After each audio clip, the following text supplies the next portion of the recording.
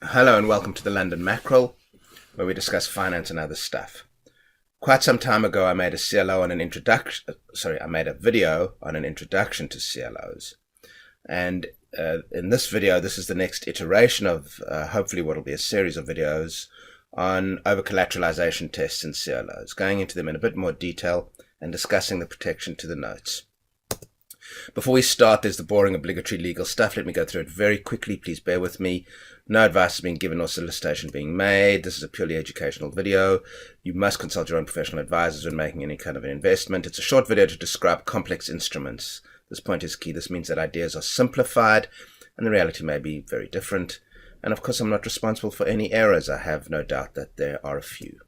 So last time, or at least in the last video, we discussed how you might have a pool of assets, of loans. In this case, we said 100 corporate loans earning LIBOR plus 4%. And we said for 4 million each. So you had a pool of 400 million. LIBOR, of course, is the floating rate, the floating London rate, which normally reprices every 3 months. It doesn't have to, but it normally does for CLOs. And you were able to leverage into this pool of assets by issuing tranche debt. And the key to the magic, as it were, was that each level of debt, we took the first tranche, which was rated AAA, they put in 250 million to fund the 400 million. So the AAA has 150 million of subordination. It allows the debt to be highly rated.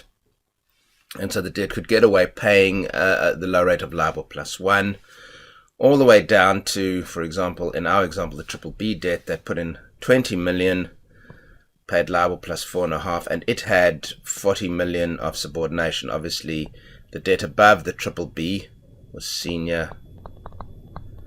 more senior to it, so it would be paid down first. And this is the key, is that your senior debt got paid down first.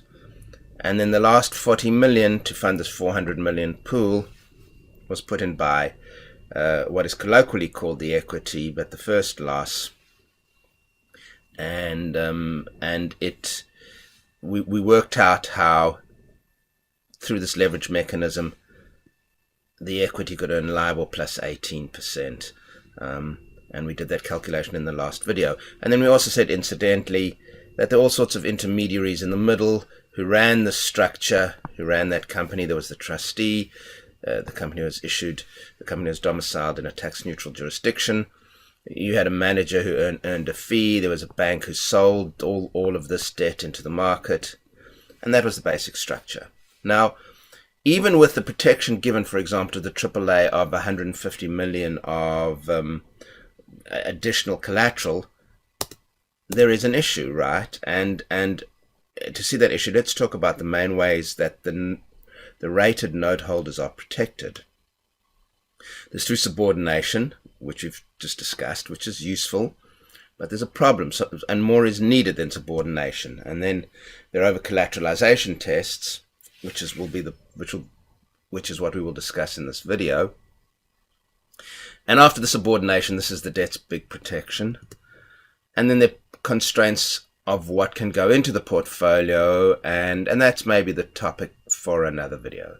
So let's take a look at overcollateralisation tests. And to see the importance of overcollateralisation tests, I will give you the following hypothetical. So imagine that this pool here lost 40 million. There's a 40 million loss. So in theory, these guys, remember this whole tranche is 400 million. So funding the 400 million of loans. So in theory, your equity, or your first loss, is wiped out.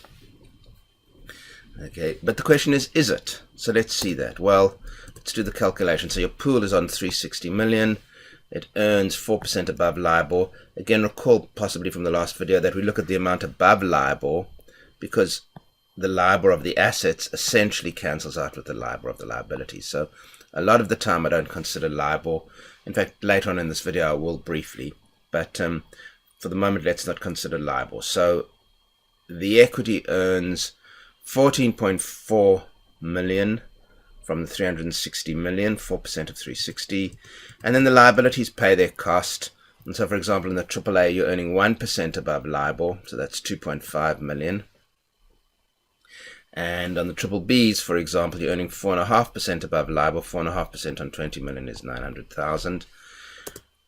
All the stuff in the middle on the previous slide, the trustee, the bank, the manager, actually get paid about 2.9 million per year. So the net to the first loss when you add all of that up is 5.9 million. 14.4 minus all of this stuff. Okay, and that's 5.9 million, actually, to be technically correct, plus LIBOR, but let's just think about it as 5.9 million. And so that's a return of 15% per annum, more or less. Okay, nearly 15% per annum. And this is in a situation, remember, where 40 million has been lost. So the principal has been wiped out here. And you might think that the triple B would complain and say, look, this is not fair. And you would be right, because, you know, the triple B, for example, and indeed all the notes, would say, well, this bit, you know, all my subordination has been taken away, in fact, by those losses, but the residual, or the equity, is still getting paid. So this is not fair, and clearly that situation has to be remedied, and it's remedied by overcollateralisation tests, colloquially referred to as OC tests. They protect the rated notes. That's what they're there for. They're not there to protect the first loss. And the big idea is that, and this is the big idea, simply put, when defaults occur, the surplus to the first loss, which is the 5.9 million in our previous example, or in the example that we just did when there were 40 million of losses, is cut off and goes towards paying down the notes and so deleveraging the structure. And the surplus goes towards paying down the senior first. So let's look at a concrete example of this. And we're looking at the big idea here. There's lots of subtleties which are ignored. You know, and for a start, I'm assuming annual periods, because it's just easier to see and do the calculations on annual periods. Whereas in reality, of course, the payments are made every quarter. And, you know, and there's also one or two modifications to OC tests which are important, but this captures the big idea. Right, so there's generally two kinds of OC tests. There's the Class A OC test, and this protects the senior notes, which in our example are the AAA and AA's, right? The AA's are just below the most senior, the AAA, so they're classed as senior mezzanine, and they'd be protected by the Class A OC test, Class A OC test, and there's the Class B OC test, which protects the more junior notes, and in our example it's the A and triple B. You do get double B notes in CLOs very often. In fact, nearly all the time in certain classes of CLOs, and those might also be protected by the Class B. And sometimes when they're rated notes even below the double Bs, or even to protect the double Bs, you might have a Class C OC test, and you might have 3 OC tests. But the big idea is captured by discussing 2 here, so let's do that. All right, and the idea is that the par value of the portfolio should be a multiple, or should remain a multiple at least, or at least be a minimum multiple of the class protected. So to see how we get this ratio, or this multiple, let's take a look at our example at the outset. So we started with 400 million. This is at the outset of our transaction in the example that I'm giving, and our senior class, our Class A, equals 300 million. 250 plus 50. So the Class A over-collateralization ratio of par assets, and that's an important point to make, because CLOs, again, up to some subtlety, generally look at par assets. So even if a loan is trading at 90 cents, it'll be treated as being worth 100, and it's only when a loan defaults that it's shown as defaulted in the structure. Again, as a simplification. And anyway, so your par assets at the outset here are 400 over 300. 400 over 300, so it's a ratio of 1.33. So now let's modify our example slightly, and let's suppose that there are 20 million of losses. And that might happen if you have 40 million of loans default with a recovery of 50%. So now you've got 380 in your pool. Please don't confuse this example with the first example where there were 40 million of losses. Okay, so half of the par value would be lost in this case if there's 50 cents recovery, and that would lead to 20 million of loss. So the value of the portfolio is now as below. You've got 380 million of of loans and your assets. And of course, you've still got the same amount of liabilities, 300 million.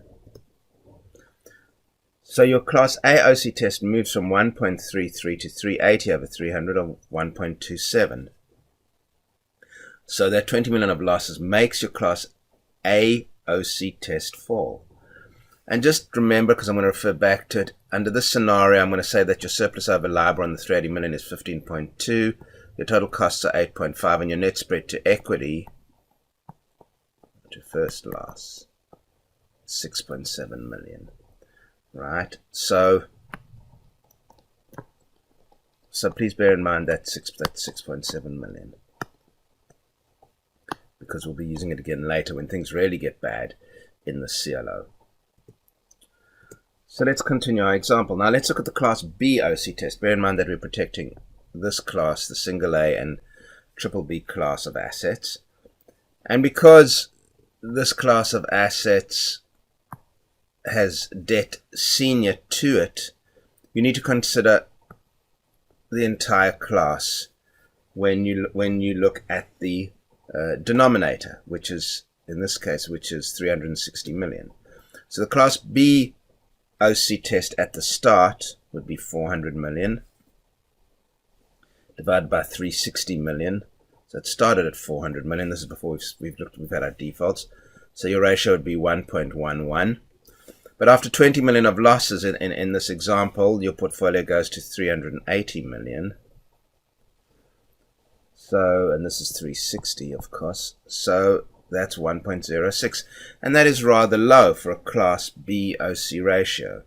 So how do we use these ratios? Okay, and as I say here, the Class B initial ratio is just to make a point, sorry, and this is an important point. The Class B initial ratio is obviously low in the Class A initial ratio because in the Class B test we're using the full amount of debt, the number for the full amount of debt in the denominator. So you have a larger denominator, so your ratio is obviously smaller for the Class B. And we've just said the class at 1.06, that's low. So how do we use these ratios? And what you do is that in the documentation that dictates how the CLO is run, you would set as a minimum your Class A OC ratio, and we're using this as an example. It would typically be set at about 1.25 in a standard CLO, and your Class B might be set at about 1.08 or 1.10, 1.1, but 1.08 is a reasonable level. These are just examples. Obviously, if you've got 3 OC tests, your ratios are different. Depending on what collateral you have, your ratios are different. Depending on how the CLO is set up, the ratios are different. And sometimes even depending on what the investors demand, the ratios might change. But this is a reasonably typical example, so let's go with this in this case. So we said the transaction lost 20 million of par value. And so we saw that it would be passing the Class A OC test just. But look, it's failing the Class B OC test, right? Because, sorry, in the previous slide I approximated this to 1.06, slightly lazily. But you've got 380 million, and you're dividing by your 360 million. So you're now failing this, and this is less than, obviously, the 1.08 trigger. So what happens? So clearly the first loss, or the equity, needs to bear this. The whole structure is being put in place really for the equity to make this big arbitrage profit. So it has to bear the cost of it. And it's done by diverting cash, which would be paid to the first loss. And to use that cash to pay down the rated notes. And who gets paid down first? The AAA, of course. The whole gig with the AAA and that tranche debt, recall, was that your senior class, which is your AAA, gets paid down first, and then when the AAA is paid, the AA is paid, and so on and so forth. So you always pay the senior class first. And how does this help sort of the triple B and single A? You know, it's the Class B test that's failed. How does it give them any protection? And it reduces the liabilities that stand ahead of them, because the triple B only gets paid after the AAA's got paid. So by paying down the AAA, that means that there's less ahead of the triple B. So you are helping the triple B by reducing the liabilities above it. So in the example earlier, and remember when I said there's 20 million of losses and I showed the new spread that would have gone to the equity of 6.7 million in a previous slide on the surplus of 380 million. Let's see, it was that, I believe, remember when we calculated that out, when there was 20 million of losses. That 6.7 million now goes towards paying down the AAA. So what happens specifically? Your 6 million pays down the AAA. So you had 250 million of AAAs at time T0. And now you pay it down by 6.7 million, so it moves to 243.3 million of AAAs that gets paid down. Okay, and now when we run the new Class B OC test at the end of a payment period, your liabilities have reduced by 6.7 million. So they were 360, now they're 353.3 because we've paid down some of the AAA. So your new Class B becomes 1.06. Recall it was 1.055 when the 20 million default happened. And of course your Class A also improves because you've reduced your Class A OC test also improves because you've reduced the size of the Class A. So it goes from 1.27 to about 1.3. This Class B is still just failing because we said our test was set at 1.08. So in the next period, a bit more would have to be paid down to the AAA to redeem, to improve the Class B OC test before the equity can once again get its surplus spread. So the OC tests deleverage the CLO structure. They serve to deleverage the CLO structure when things go wrong. And the advantages to the debt is that the AAA gets paid down from surplus. Okay, bear in mind that this 6.7 is not from the value of the portfolio. It's not from the principal value of the portfolio, which is at 380 after the default. It started at 400. It's from the return on that portfolio. It's from the income on that portfolio, which would have gone to the first loss.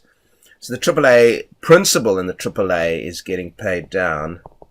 Right, the principal in my shocking handwriting is getting paid down from the surplus spread, and the leverage in the transaction decreases, and the surplus spread is not paid, but it hasn't actually lost that money because, of course, at the end of the transaction, the first loss would have less or fewer liabilities to pay. So the 6.7 million reduces the liabilities that would have to be paid by the first loss when the transaction is unwound, effectively. But it means that the first loss can't get that money now and take that money out of the transaction. Okay, because the liability and so effectively the structure is delevered, and for the first loss more money stays in the transaction. But if the transaction performs well, the first loss could get that money at the end because there'd be fewer of these AAAs to pay down.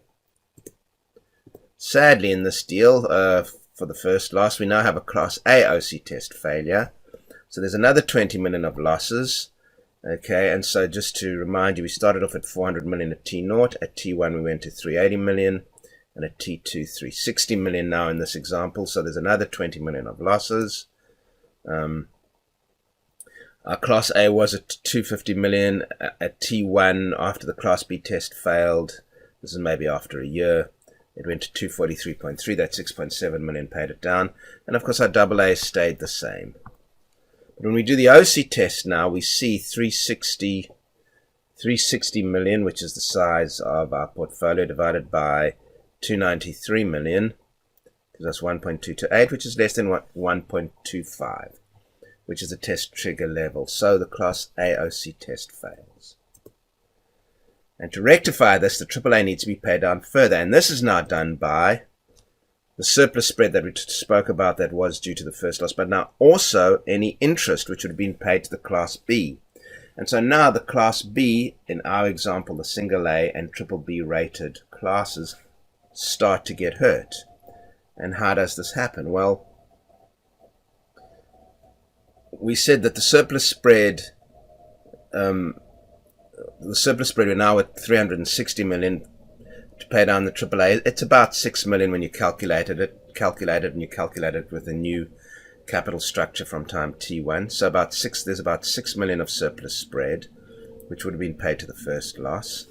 We now need to take a look at LIBOR for the first time, because all of the interest to these notes, LIBOR plus 3% and LIBOR plus 4.5, gets paid to the AAA. So assume LIBOR's at 0.5%. Then that means that the Class A note is earning 4% on 40 million. Sorry, 3.5% on 40 million. So it's earning interest of it's due interest of 1.44 million, and the triple B was earning 4.5%, so it was earning 5% on 20 million, so it's due interest of $1 million over a year.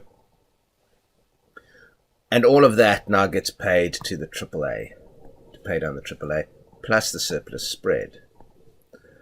So this implies that the AAA reduces by 1.4 plus 1 plus 6, so it's by 8.4 million. And so your AAA class, which is 243 million, goes to 234.9 million. But what happens to these notes, to the single A and triple B notes? They've lost their interest. So effectively, this interest is capitalized. The value of the A class, what is owed to the A class, goes from 40 to 41.4 in this example. Whoops.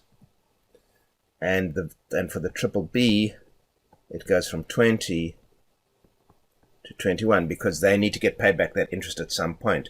So at the end of the transaction, or when there is sufficient spread, that interest will need to get paid down. And now, before the first loss can get paid anything, this capitalized amount needs to get paid back to the rated notes. Okay. In CLOs, you talk about the class picking. It's means payment in kind, but essentially the interest is capitalized into the structure, and you can see the AAAs get paid down further.